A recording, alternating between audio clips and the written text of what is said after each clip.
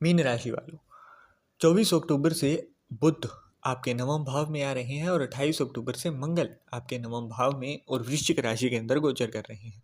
इस समय के अंदर आपके लिए बहुत ही अच्छा समय आ रहा है, परंतु अपनी कुछ भूल, अपनी कुछ गलतियों की वजह से आप इस समय को बर्बाद ना करें, इसलिए मैं कुछ सावधानियां आपको यहाँ पर बताने जा रहा हूँ।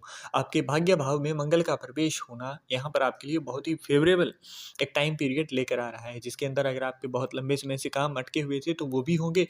अगर आपके ट्रेवल की वजह से कुछ कार्य अटका हुआ था, मतलब आप फालतू के अंदर ट्रेवल किए जा रहे थे परंतु उनका कोई अच्छा रिजल्ट नहीं निकल रहा था, तो वो भी अब आपके हक में रिजल्ट आता हुआ यहाँ पर दिखाई देगा। भाग्य स्थान के अंदर मंगल का आ जाना आपको कहीं न कहीं आपके हर भाग्य से जुड़े हुए काम के अंदर सपोर्ट करेगा। परंतु मंगल के साथ-साथ बुध भी है और मंगल की दृष्टि यहाँ पर राहु पर भी है, राहु जो आपके 12वें भाव में विराजमान है। अब यहाँ पर ये जो कॉम्बिनेशन है, यहाँ पर थोड़ी-सी सावधानियाँ हमें रखनी पड़ेंगी, क्योंकि बुध का नवम भाव में आ जाना आपके लिए 2 चीज़ें दिखाता है। एक तो आपको हरे रंग का कोई दान नहीं देना है, नगद केश का दान नहीं दोगे आप, है ना? नकदी दान नहीं करोगे। नकदी जो होती है वो केतु से देखी जाती है और केतु यहाँ पर आपकी इस कुंडली के अंदर, चंद्र कुंडली के अंदर छठे भाव में विराजमान है शनि देव के साथ, है ना?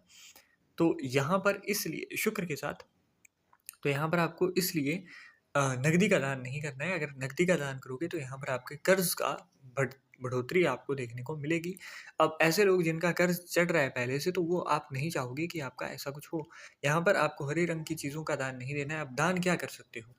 अभी यहाँ पर जब भी आता है तो यहाँ पर आप पंचम भाव को एक्टिव करते हो, है ना? जब बुध वहाँ से एक्टिव होगा तब आपको यहाँ पर रिजल्ट बहुत अच्छे देगा। अब बुध को एक्टिव करने के लिए आपके द्वारा स्टडी मटेरियल्स का दान किसी भी गवर्नमेंट से जुड़े हुए स्कूल के अंदर, कॉलेज के अंदर करना फ़ायदेमंद रहता है।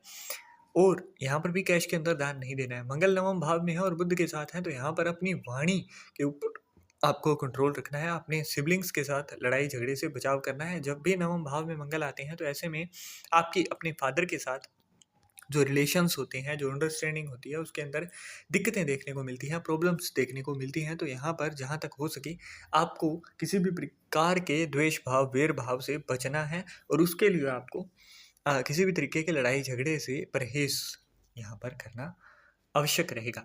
इसके साथ-साथ मंगल और बुध जब यहाँ पर आ रहे हैं, तो मंगल की चौथी दृष्टि राहु के ऊपर है, राहु जो 12वें भाव में है और यहाँ पर बैठे-बैठे आपका एक तरीके से नुकसान करा रहे हैं। जैसे वीराने, दवा खाने और जेल खाने, है ना? केस से जुड़े हुए खर्चे, दवाइयों पर खर्चे, अचानक से कोई फाइनेंशियल आपका लॉस हो गया, इन चीज़ों को यहाँ पर दिखा रहे हैं।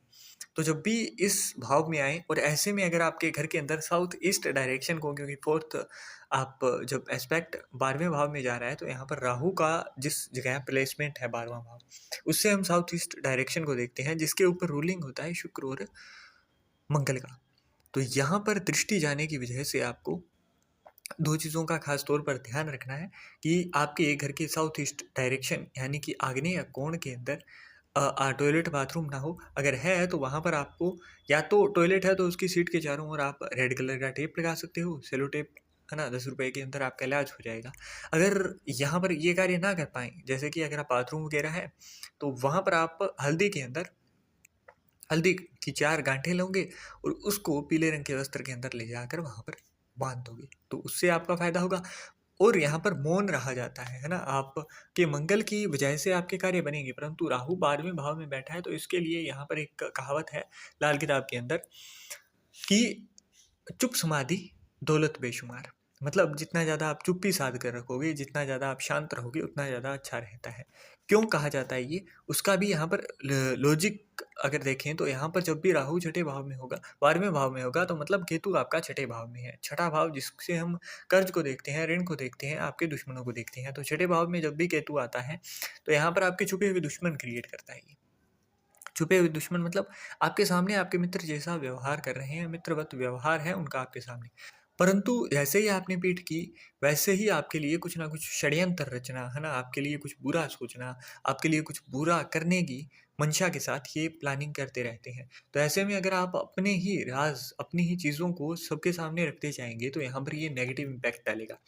तो सबसे पहली चीज़ ये है जो आपको समझाई जा सकती है। दूसरा रीज़न क्या होता है, जब भी 12वें भाव में राहु आते हैं, तो यहाँ पर राहु का बहुत ज़्यादा अच्छा प्रभाव अगर देखें तो मिलता है, क्योंकि राहु का पक्का घर है ये 12वां भाव। परंतु रीज़न क्या होता है, जब भी 12वें भाव में राहु आया, अब यहाँ पर मंगल की दृष्टि भी गई तो राहु कहीं न कहीं, राहु को हाथी देखा जाता है और मंगल को महावत। तो अगर महावत के ऊपर ही राहु मतलब हाथी चढ़ गया तो महावत का कुछ नहीं रहेगा। तो यहाँ पर 2 चीज़ों का आपको ख़ास तौर पर ध्यान रखना है कि आप राहु की ही फ़ेवरेबल चीज़ें करें। जैसे कि राहु से बचाव, आपको चुप्पी साध कर रखनी है, आपको शो ऑफ नहीं करना है। हालाँकि जब भी 12वें भाव के अंदर आता है, तो यहाँ पर ऐसे इंसान के अंदर एक अंदर से ही आता है कि मैं शो ऑफ करूँ और उसके पास चीज़ें भी आएँगी, है ना? राहु जब यहाँ पर आएगा तो वो आपको चीज़ें भी देगा, आपको मार्ग भी देगा कि ये चीज़ कर लो आप, तो यहाँ पर पैसा भी देगा, दौलत बेशुमार देगा। अगर वहाँ पर आप शांति नहीं रखते हो तो वो वही राहु आपको दिक्कतों में डाल देता है, वही राहु आपका फाइनेंशियल लॉस करवाने लग जाता है। तो यहाँ पर शांति रखनी है। दूसरा, जब आप राहु को शांत करोगे तभी आपको मंगल का अच्छा रिजल्ट मिलेगा। मंगल 9वें भाव में है और वो राहु को कंट्रोल कर रही है। तो ऐसे में आपको एक चीज़ और भी आपको देखने को मिलेगी कि यहाँ पर जो 12वें भाव का स्वामी है वो लग्न भाव में है ना? शनिदेव। अब यहाँ से दृष्टि जो है वो तीसरे भाव के ऊपर भी जा रही है, तो मतलब यहाँ से 2-3 जगहों से फिक्स हो रहा है। अगर आपको इस समय सीमा के दौरान कोई ऐसा अवसर मिले जिसके अंदर आप विदेश का भ्रमण कर पाओ या फिर विदेश जा सको, मतलब आपके जो भी नेटिव प्लेस है वहाँ से 200-400 किलोमीटर दूर या फिर उससे भी आगे अगर आप सेटल हो सको, आपकी इनकम का कोई सोर्स बन सके, तो ये अवसर आपको यहाँ पर बिल्कुल नहीं गँवाना है। बहुत ज़्यादा सोचेंगे नहीं, आप ये अवसर बिल्कुल हाथ में लेंगे, क्योंकि यहाँ पर आपकी चंद्र कुंडी जो है वो 2 से 3 जगहों पर ये चीज़ वेरीफ़ाई कर रही है कि ये अवसर आपके लिए फ़ेवरेबल ही सिद्ध होगा और ये आपको लॉन्ग टर्म के लिए देगा। मतलब अगर आप एक बार जाओगे तो उसके बाद में ऐसे सेटल हो जाओगे कि आपका फिर से इस तरीके का मन बिल्कुल नहीं करेगा कि मेरा अब यहाँ पर मन नहीं लग रहा है, मुझे यहाँ से जाना है, मेरा ये काम नहीं बन रहा है ना? तो वो चीज़ें, वो प्रॉब्लम्स आपको यहाँ पर देखने को नहीं मिलेंगी। इसके साथ-साथ अगर आगे देखें तो यहाँ पर तृतीय भाव के ऊपर दृष्टि जा रही है मंगल की। और मंगल और बुध दोनों ही यहाँ पर हैं। तो बुध जब यहाँ पर होता है ना, तो बुध आपको एक ऐसी शक्ति देता है कि आपको तलवार की ज़रूरत नहीं होती है। आप अपनी ज़ुबान से ही तलवार का काम कर डालते हो। मतलब आपकी वाणी जो है वो बहुत तेज़ होती है। परंतु ये मंगल के लिए बहुत अच्छा नहीं है, क्योंकि मंगल सेनापति है और सेनापति जो है वो मैनेज्ड चलता है ना? सेनापति कभी ऐसा नहीं होगा कि आपके सामने जाकर जिसके साथ कूटनीतिक जो व्यवहार होता है वही आचरण यहाँ पर मंगल करता है। तो इसलिए बुध जो कि आपके स्काई एलिमेंट को भी दिखाता है, आकाश तत्व को जब आपने कभी भी देखा होगा तो पंडित जी जब भी सोच वगैरह करते हैं, जो जनेऊधारी होते हैं तो वो कान के ऊपर लपेटते हैं, क्योंकि कान भी आकाश तत्व है।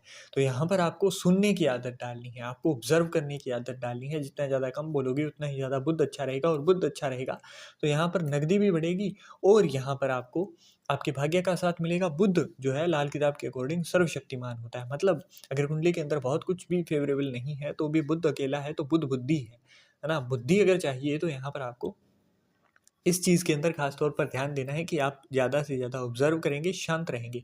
इसके साथ-साथ नाइट के टाइम पर जब आप सोने जाएँ तो उस समय को आपको अगर लगे कि स्लीप से रिलेटेड इश्यूज़ हैं, कर्जा बहुत ज़्यादा है, तो ऐसे में अगर आपको फाइनेंशियल काम करना है तो वहाँ पर आप जब भी जाएँ तो थोड़ा-सा शहद अपनी ज़ुबान के ऊपर माचिस की तिल्ली से रख कर जाएँगे और फिर अपने कर्म के लिए जाएँगे। जल्दबाज़ी नहीं करेंगे और किसी के साथ भी शेयर नहीं करेंगे तब तक जब तक कि आपका कर्म हो ना जाए पूर्ण रूप से, और उसके बाद में भी अगर प्रॉफ़िट होता है तो वो चीज़ें आप शेयर नहीं करोगे।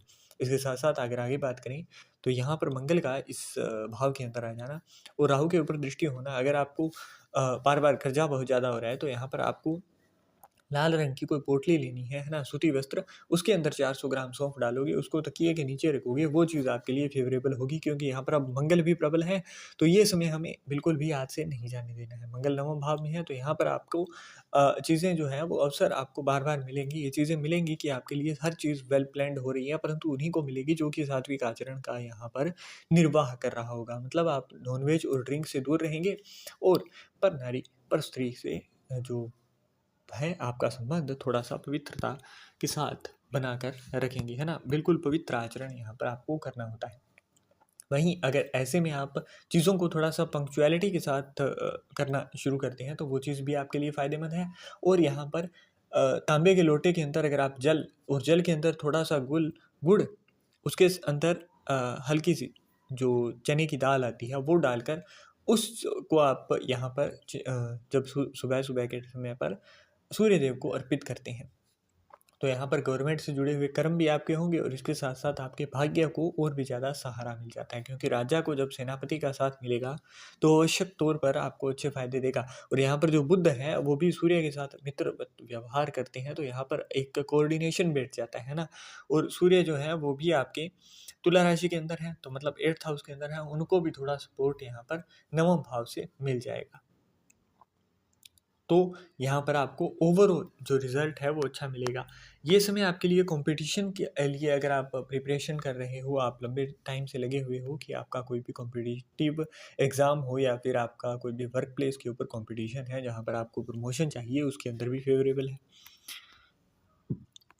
यहाँ पर आपके द्वितीय भाव के स्वामी 9th हाउस के अंदर है, तो यहाँ पर इसीलिए मैंने कहा था कि वाणी के ऊपर, क्योंकि अब ये वो समय है जिसके अंदर आपको काम बनते हुए आपके दिखाई देंगे। अचानक से धन लाभ के भी योग बन रहे हैं और आपका जो खर्चा हो रहा था उसके ऊपर भी मंगल जो है वो राहु को कंट्रोल करते हुए दिखाई दे रहे हैं।